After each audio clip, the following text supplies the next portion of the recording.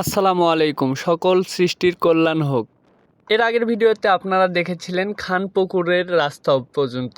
আর এখন আপনাদের আমি দেখাবো খানপুকুরের পর থেকে যেটুকু রাস্তা বাকি ছিল সেটুকু রাস্তা। তো সবাই ধৈর্য সহকারে ভিডিওটি দেখতে থাকুন, একটু স্কিপ করবেন না। পুরো রাস্তা আপনাদের সম্পূর্ণভাবে ভিডিও করে দেখানোর চেষ্টা করব ইনশাল্লাহ। তাই ধৈর্য সহকারে সবাই ভিডিওটি দেখতে থাকবেন স্কিপ না করে। তো থাকগা সেগুলা কথা সামনের দিকে আজ্ঞা বলতে বলতে আমরা কিন্তু একদম হরিপুরের কাছাকাছি চলে আসছি। আর আপনারা একটু পরেই হরিপুরের রাস্তাটি দেখতে পাবেন।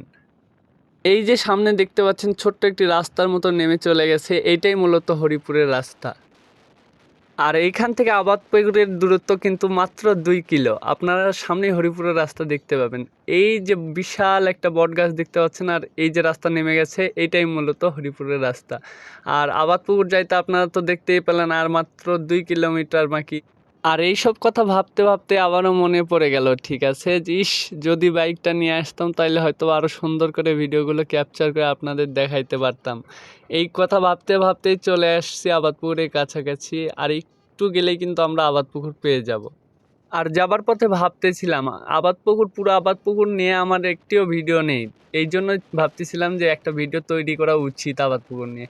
আপনারা অবশ্যই কমেন্ট বক্সে জানাবেন যে আমি আবাদপুকুর নিয়ে কোনো ভিডিও তৈরি করব কিনা।